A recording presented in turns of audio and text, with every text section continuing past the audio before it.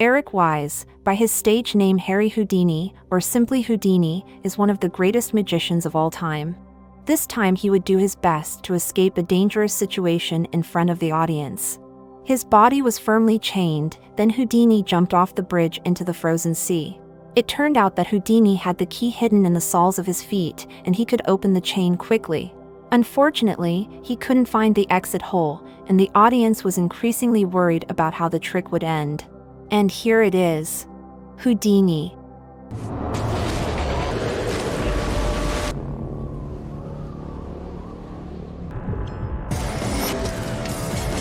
I can escape from almost anything. You name it. A flashback scene 17 years earlier, in Ohio in 1896. That night Houdini would perform at a brothel, escaping from a small suitcase in handcuffs. Seeing the handcuffs, a bystander thought they were fakes. Houdini just answered with a smile, then took the hook of the buckle hole, which turned out to be removable and used to open the handcuffs. But what's crazy about Houdini is he doesn't care who it's handcuffs from or how hard the handcuffs are. Because Houdini had practiced for years. He knew the layers of the handcuffs by touching them, using only the small iron. Fake! Let's see you get out of these.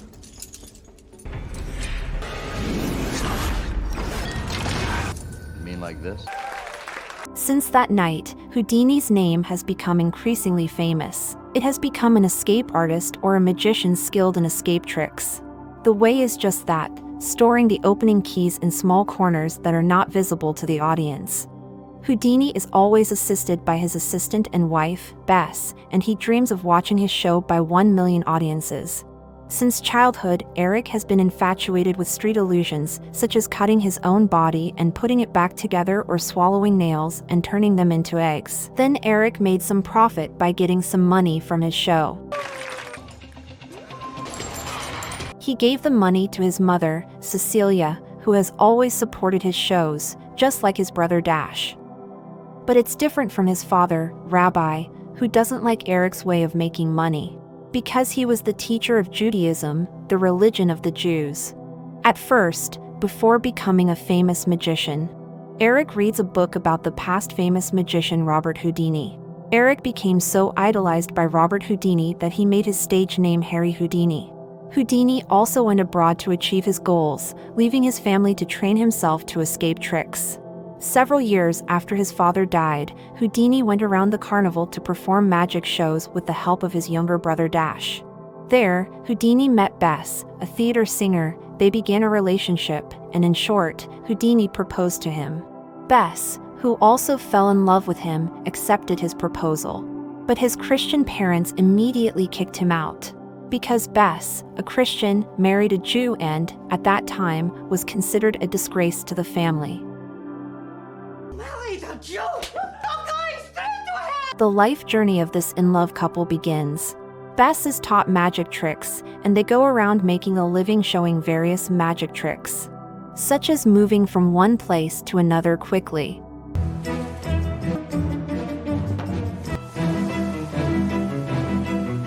On that journey, Houdini continued to forge his magic skills until he could open the handcuffs with his feet. On the other hand, Houdini's younger brother, Dash, started doing his own private shows and even advertised his magic in the newspapers. On the other hand, because Houdini did not have money to advertise in the newspaper, Houdini cleverly provoked the police to imprison him. Then he could easily escape the handcuffs and prison. His great action was reported in many newspapers, then people called him the Great Houdini. It's your funeral. Seen across the country. One day, Houdini meets Jim, who idolizes him. He is also good at magic. He makes his own magic tools, such as a straightforward handcuff opener and a small invisible saw. Houdini will do more difficult stunts. His body was chained in layers and put in a cage, and his mouth was taped. But again, he can easily escape with a small iron stored in the prosthetic finger.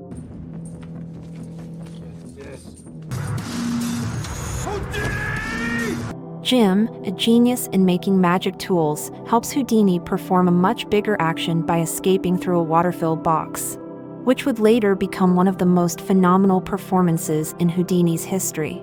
An attempt was made, but due to a technical error, Houdini nearly took his own life. However, it was precisely those moments that he was aiming for. It's stuck! Pull him up!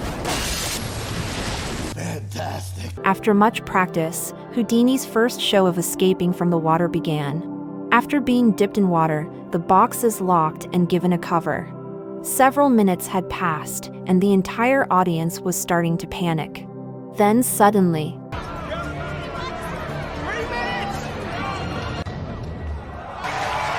because of his skill in illusion, the state, allied with Britain, asked Houdini to be a spy by monitoring the movement of threats from Germany because his ability was deemed suitable for espionage missions. That night, Houdini met with a British secret agent MI5 named William Melville at the request of his colleague, the director of the American Secret Service, John Wilkie. Because Houdini was registered as a Hungarian resident, William gave Houdini a new passport that changed his birthplace to Wisconsin, America. Thankfully, it was handy for Houdini's career there. Long story short, Houdini started his private show in Berlin, Germany, in 1905 and was witnessed by the highest person in Germany then, Emperor Wilhelm II. Because the emperor was not impressed at all when he saw his performance, Houdini tried to do something more dangerous. He would catch the bullets of the emperor's best soldiers. Weapons and targets had been prepared by Houdini's team, and the soldier was asked to test his shot right into the center of the target. After that, the weapon is reloaded by sprinkling powder, plus a piece of paper, then the bullet is inserted and poked to make it solid. After that, the action of catching bullets with teeth began. The lieutenant was worried when he was about to pull the trigger, but Houdini kept shouting for the gun to be fired. And then, Trust you with my life, Lieutenant. Now you have to trust me. turns out, when the gun was poked, the end of the tool had been attached to a magnet. Then, it carried the bullet out and was taken by Jim. As a form of gratitude for his mother's support and prayers during this time, Houdini bought his mother a fancy dress and brought her to the party.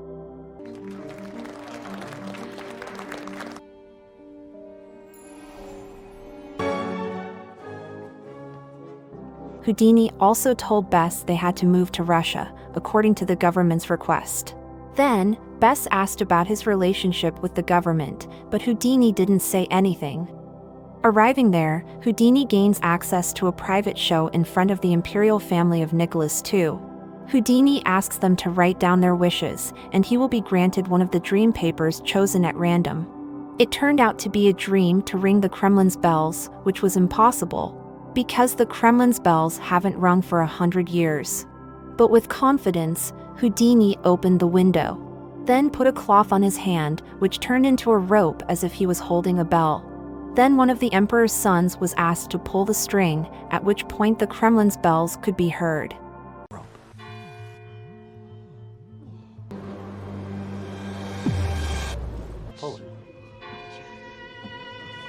Of course, it's just a trick.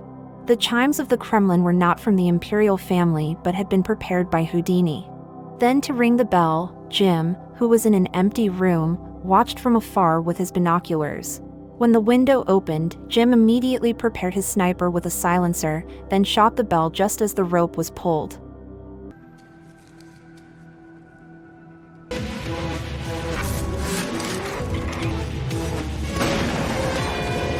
Afterward, William assigned Houdini to retrieve a copy of Schlieffen's plan. A German war plan was kept in their ambassador's office safe. Houdini made a magic show near the ambassador's office as a diversion. Houdini would go into a small cupboard and hang there for 10 minutes. And then, during that time, Houdini had a chance to escape to the roof, enter the window of the safe room, and luckily the safe was unlocked. But suddenly, the German ambassador and his mistress walked into the room. Houdini immediately hid in the safe, and unfortunately, the ambassador who saw the safe open immediately locked it.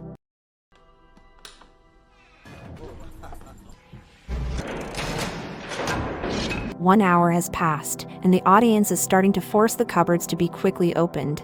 At the same time, the only way Houdini could do that was by remembering the lock settings of the safe from tooth to tooth.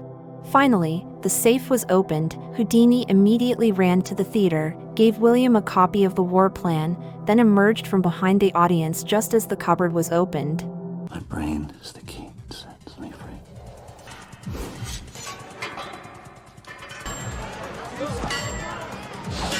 Gotta go to the German safe. Literally. Is that addressed to my wife? On his 10th wedding anniversary, Houdini gave his wife Bess a romantic letter and a luxurious diamond necklace. But after the stage closed, Bess immediately threw the rose and necklace, because she considers all that her husband did for the audience's satisfaction. In fact, Houdini was really sincere in giving the surprise. After that, they were invited to the party of Lady Butler, the famous painter of his era. Bess deliberately provoked Houdini, having a friendly chat with a woman, by kissing another man. Of course, Bess's action broke Houdini's heart.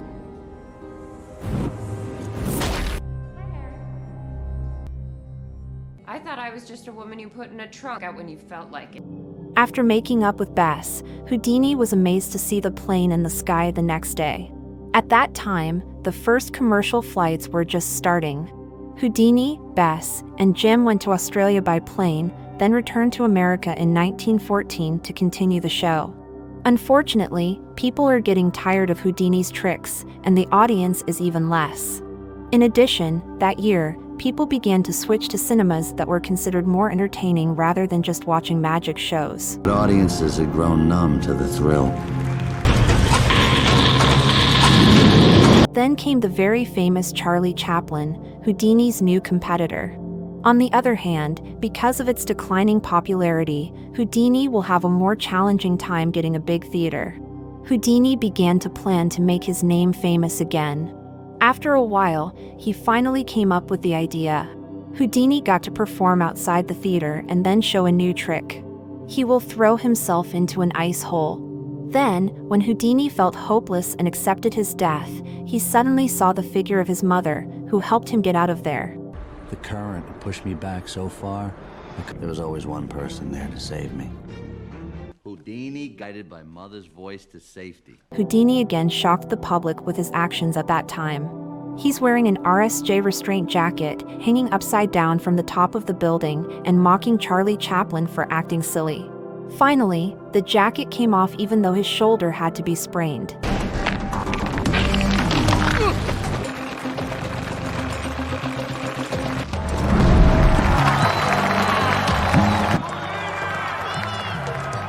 Because the show was getting more dangerous, Bess was furious because her husband had always been selfish, without thinking about how he felt.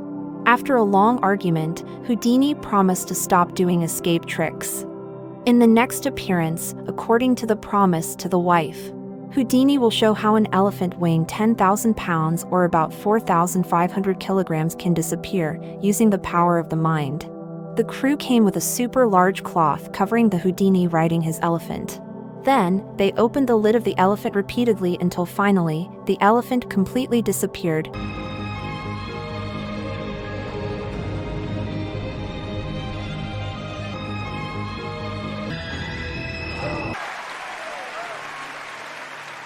Since Houdini had to go to London, he asked his brother Dash to take care of his mom. On the London stage, Houdini was witnessed by the most famous writer who created the character of Sherlock Holmes, Sir Arthur Conan Doyle. That night, Houdini would break through a brick wall just finished an hour ago by the greatest coolies in London. Obviously, it's just a hoax. The walls weren't fake. But the floor has been modified by Jim so it can be loosened like this.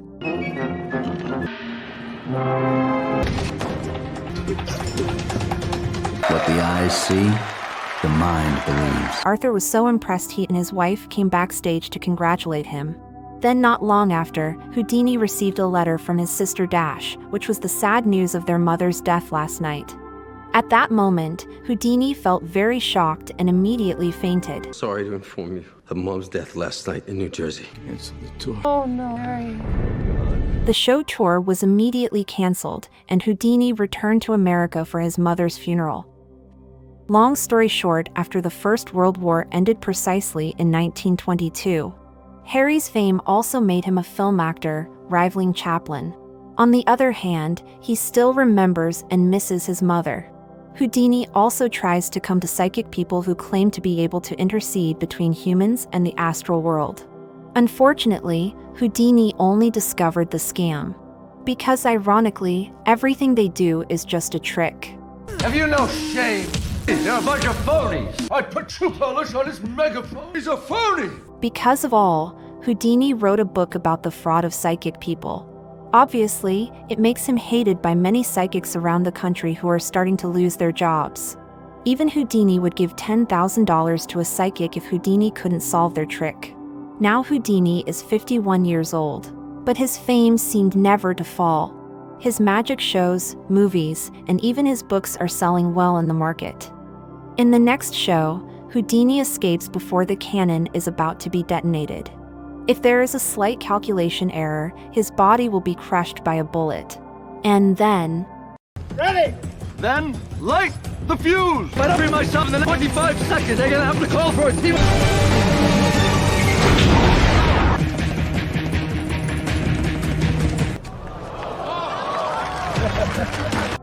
Houdini and Bess meet again with Sir Arthur and his wife, Lady Doyle, who are very believers in spiritualism. With her abilities, she can help Houdini to meet his mother's spirit. Obviously, Houdini doesn't believe in such things. But after the ritual begins, the candles blow out by themselves, and Lady Doyle is possessed by Houdini's mother while continuing to write messages for her son.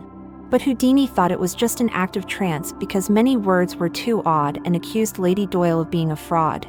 Seeing his wife being accused, the great writer Sir Arthur immediately hit Houdini in the stomach. You hear me, Lady Doyle? You're a fake. Feeling disapproved, Houdini also spread their falsehood over the radio. Even said that everyone should stay away from Sir Arthur and his wife, who threatened humanity. Houdini also doubled the prize to $25,000 for a psychic, a sorcerer, a witch, or anyone who can really convince him That Sir Arthur Conan Doyle is a menace to mankind, probably under the influence of her misguided husband. $25,000 can convince me. After that, Houdini went to a lady named Marjorie, who is said to be the most famous psychic in the world. Houdini's goal is to prove Marjorie's abilities, which that night will summon the spirit of her brother, Walter. Bells, whistles, and tambourines are included in the box. After the lights were turned off, the ritual began with Marjorie's husband next to her. Marjorie wasn't possessed, but she could talk to her brother. Bells and others rang, and even the display behind them fell. A sense of friendly presence. Whistles, the works. Rest of your short days. However, Houdini couldn't be fooled that easily. He unpacks Marjorie's trick that has set things out of the box and sounds when the lights are off, including the whistle in her husband's mouth. As for Walter's voice, it turns out that Marjorie is a reliable ventriloquist, an ability to make various sounds without moving the lips at all. Pretty good, huh? The most gifted ventriloquist I have ever heard. Then with his foot, he kicks over the screen, enabling her to ring the bell while he puts the whistle in his mouth. That night while in a hotel room, suddenly Marjorie came to seduce Houdini so that he kept his mouth shut about her psychic fraud. But his love for Bess was much greater, and Marjorie was immediately ordered to leave. Get out.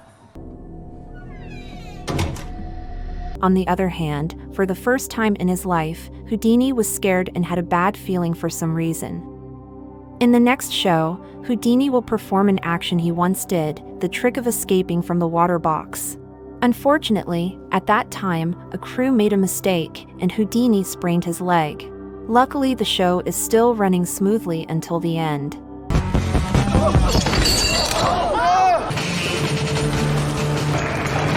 Because of his broken ankle, doctors advised Houdini to put on a cast and take 6 weeks off. But Houdini stubbornly refused the doctor's advice because he never once postponed a show. Bess was annoyed that her husband was pushing himself too much. Then not long after, a student named Gordon arrived, who turned out to be a die-hard Lady Doyle fan and beat Houdini in the stomach 3 times. Despite having a six-pack muscle, Houdini constantly challenged people to hit his stomach as hard as they could during his life. The wounds that kept accumulating were now being hit repeatedly by Gordon. The elderly Houdini was in a lot of pain. Still, he preferred to continue the show and not see a doctor to keep the incident a secret. Be best shot. In the evening in Detroit, when the show will start, Houdini, who was greeting the audience, suddenly fell due to terrible pain in his stomach. The show was immediately canceled, and Harry was rushed to the hospital.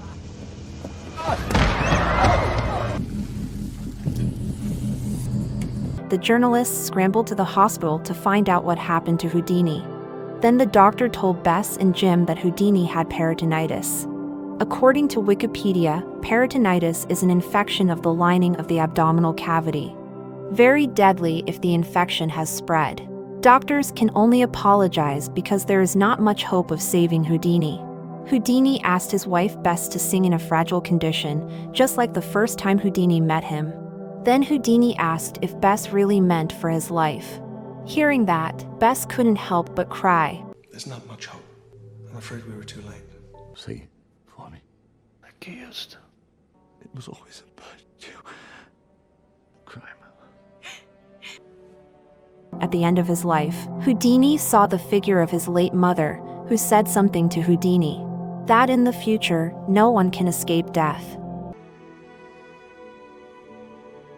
Because in the end, there was no escape. Houdini's funeral was attended by many people because of his great influence during his lifetime. Jim, loyal to Houdini, feels clueless because he seems to have no purpose in life anymore. Meanwhile, Bess, already a widow, tries to communicate with her husband's spirit through the help of the pastor of the First Spiritualist Church in New York. But it didn't work. The great Houdini, the magician, specializing in escape tricks, died at the age of 52 years. Are you there, Harry? Are you there, Harry? Did you enjoy this video? Check out this other clips from Recap Go. Consider to like and subscribe.